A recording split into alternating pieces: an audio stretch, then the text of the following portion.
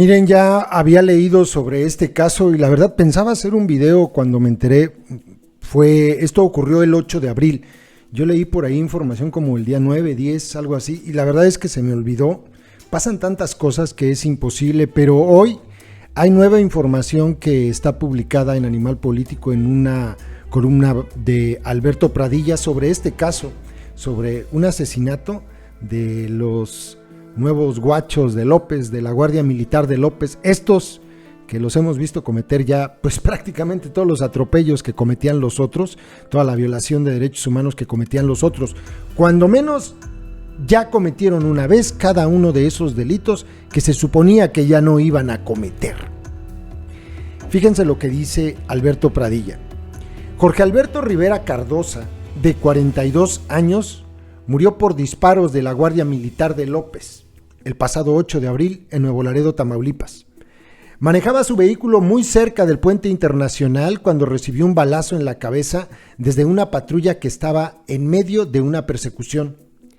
En el mismo hecho perdió la vida otra mujer, Marta Leticia Salinas Arriaga, que venía caminando, cuando quedó atrapada por el coche de la primera víctima al chocar con otro. Los familiares de ambos recibieron una oferta por parte del cuerpo militar. Si firmaban un convenio por el que renunciaban a que la Fiscalía General de la República siguiera adelante con la investigación, recibirían una compensación de $1 millón. Sí, esto escucharon, eso. Este procedimiento se ha repetido en los últimos casos de civiles muertos a manos de los guachos, como los 2 asesinados en Nuevo Laredo en febrero y marzo, o el guatemalteco tiroteado en Chiapas a finales del mes pasado. El sistema es el siguiente. La familia de la víctima recibe la visita de un integrante de la Secretaría de la Defensa o de la Guardia Militar de López que le ofrece una cuantiosa indemnización. A cambio, la familia debe firmar un documento en el que renuncia a seguir el procedimiento en contra de los oficiales. En este caso, la oferta fue de $1 millón aproximadamente, más los gastos funerarios y una partida extra para apoyo psicológico. Me ofrecieron $1 millón para no poner denuncia, dice Viridiana, promotor de 35 años, viuda de Rivera Cardosa, con quien compartía 2 hijos, Jorge Alberto de 9 años, Ilse Regina de 6.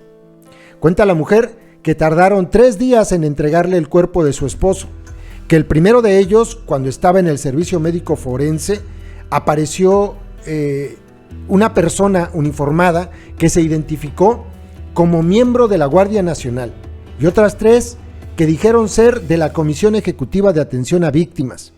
Dice que mantuvo varias reuniones y que terminó por firmar los documentos.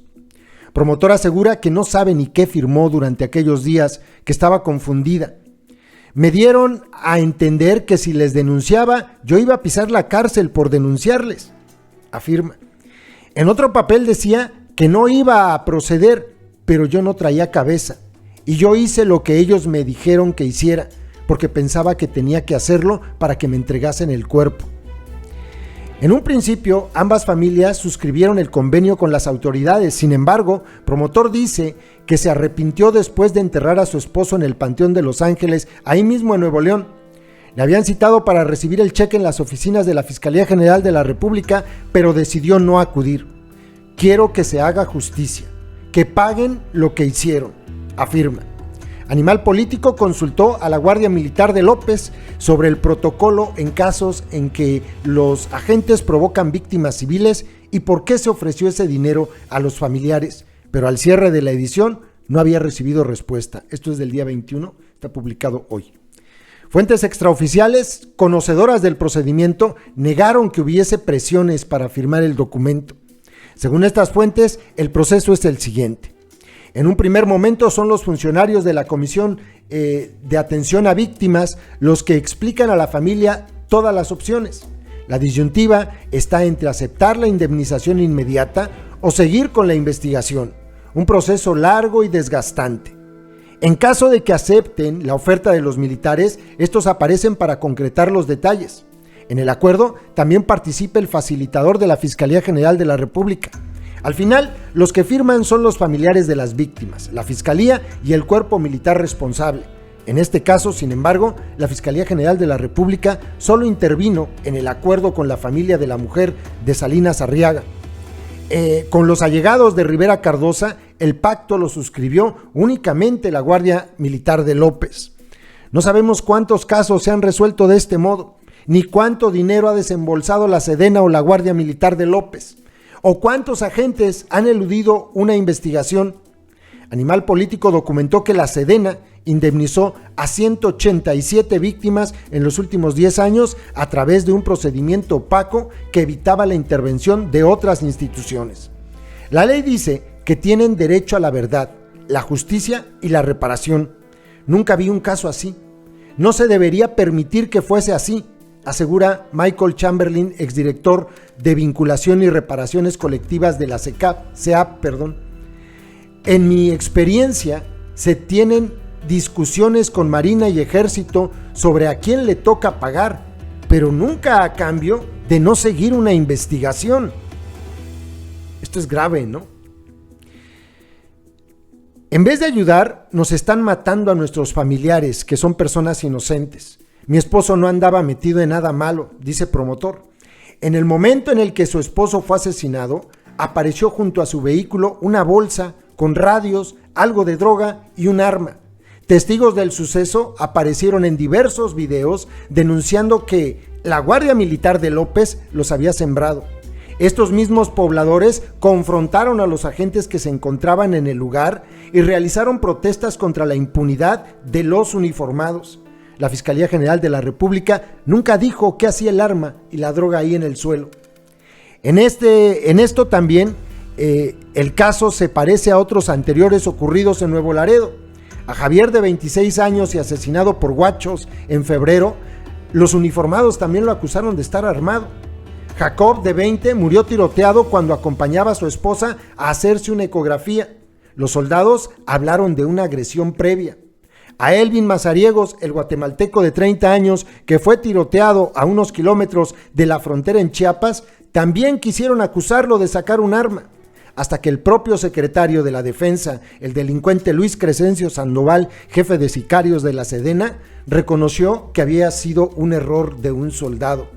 En este caso, la mujer de Rivera Cardosa se pregunta que por qué iban a querer indemnizarle si su esposo tenía culpa de algo. Así que decidió seguir adelante con la vía judicial a pesar de lo que había firmado. Puso el caso en manos del Comité de Derechos Humanos de Nuevo Laredo, ¿en quién, no? Y confía en que se presenten pruebas que sirvan para saber qué agente disparó y por qué. Aunque ahora su gran preocupación es saber cómo saldrá adelante. Rivera Cardosa trabaja en una oficina de tramitación aduanera muy cerca del lugar en el que lo mataron y él era el que llevaba el dinero a la casa. Por el momento recibe ayuda de los familiares de su esposo.